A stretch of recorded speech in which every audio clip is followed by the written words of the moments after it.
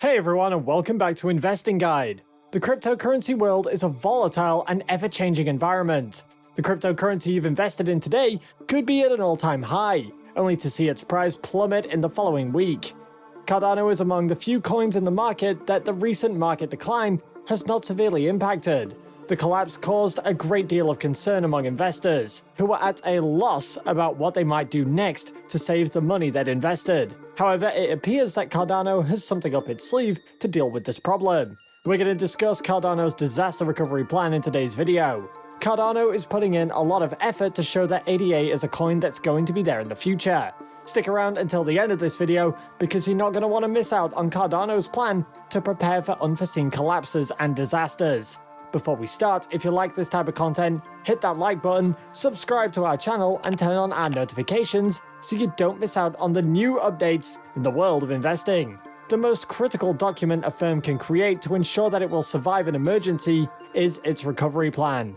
A recovery plan isn't simply great to have while operating a business. It's required. A solid, well-thought-out recovery strategy that can help prevent disastrous events by offering clear direction during unexpected situations. And Cardano ADA, one of the top 5 cryptocurrencies today, has set out a disaster recovery plan.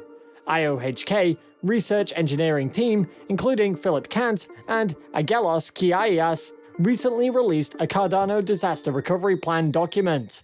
The scenario manual, mitigation, and a few more approaches are mentioned in the Cardano disaster recovery plan.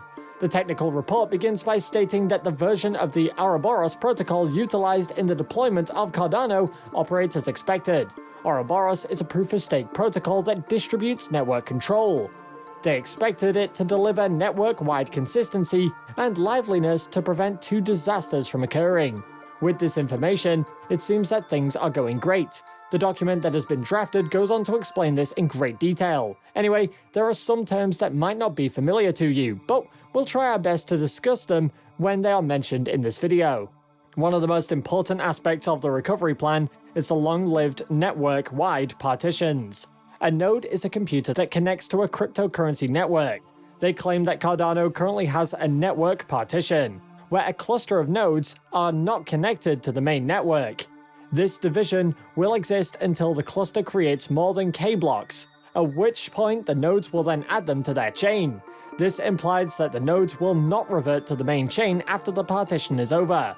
Blocks are files where data of the network is recorded. The explanation for this is that they will have to convert to a far deeper fork than blocks, which is something that the existing protocol does not actually support. A hard fork is a significant modification to a network's protocol that allows prior invalid blocks and transactions to become legitimate or vice versa. It necessitates updating all nodes or users to the most recent version of the protocol software. Using the numbers, producing the K blocks through the minority cluster will require at least a day. They have the task of reconciling the cluster's nodes with the network. To deal with the dilemma, they are devising a plan for manually mitigating it.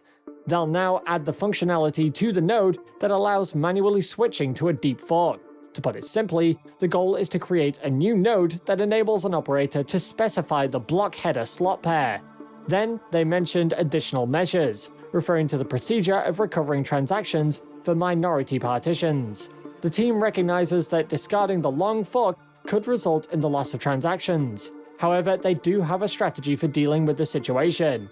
They claim that while some transactions from the discarded fork may not be compatible with the main chain if the split also divides the network users, many of the transactions from the discarded fork can be inserted into the main chain. After the partition has been resolved, the tools they will then create to ensure that those transactions are retained will assist in transmitting them to the network. In this manner, the method requires the operators of the cluster's nodes to re-enter the smart chain. After that, the paper discusses an alternative to the previously indicated procedure. Another potential option for cluster node operators to wipe their node state is to restart them and connect them to the main network. The only issue here is that the node will have to resynchronize the entire chain. The second key topic discussed in this document is the long-term global outage. According to the paper, under normal conditions, the number of blocks per 20 seconds could be 1 block per 3 KF slots. using Ouroboros implementations. That doesn't sound easy to understand. To put it simply, if a violation of this requirement happens, which is extremely unlikely, this will result in a 36-hour network outage. There are two possible causes for this stoppage. One of these issues could be a software issue of the node implementation. This could impact all nodes at the same time, preventing them from creating blocks. If a solution is not made within 36 hours, we will almost probably experience a delay longer than 36 hours. The second reason for this is the Carrington scale solar flares, which can shut down the entire internet for considerably longer than 36 hours. This is a severe problem that they will have to deal with or find a solution for. This problem can be solved manually. They claim to be implementing another feature that will allow users to start using a virtual clock that can be set to begin at a specific hour. This clock will be quickened by a certain amount, and the operator will be required to provide a recovery time that will start when the recovery process begins. Let's have a look at the process further in depth, as it's been described in the paper. First, they will wait until the system wall clock arrives at the recovery time. The internal clock will then turn into another phase before any blocks generated after that will be discarded. Next, it will then set the internal clock speed to time acceleration. After this, it generates, sends, and accepts empty blocks based on the internal clock rather than the system clock. Before resuming normal activities, make sure there is no gap between the internal clock and the system clock. Between the state pool operators, manual coordination will be crucial. This is following the implementation of this functionality. Those guys will have to figure out the best phase values based on previous data and forecasts for the near future. A correct figure will aid in starting on time and ensuring that the recovery period does not last too long. However, it must be slow enough to ensure that enough of the system's blocks are sent on time. The operators will have the option of employing more nodes locally than they would in conventional circumstances. Making the appropriate decisions here will assist you in avoiding all complications. Another option is to use the empty blocks to solve the problem. Because they are smaller and lighter, propagating them via the network will be much easier. These nodes will assist in the production of blocks, hence avoiding an outage. Let's take a look at the automated procedure we've got on this, in addition to the manual mitigation we just saw. The automated mitigation will necessitate the production of a new version of Ouroboros, which is now in the works. The goal is to restore worldwide outages of limitless duration without human intervention automatically. People's reactions to this publication have been mixed. Many people were seen complimenting the team on their ability to consider long-term difficulties, while others were wary of the situation. Many people are likely to have misread the entire document after only reading a few sentences. A possible example of this was when individuals began to exclaim about the outage, even though the report explicitly described how chances of that happening are extremely unlikely. On the other hand, the document has served as an occasion to begin thinking about the currency of many.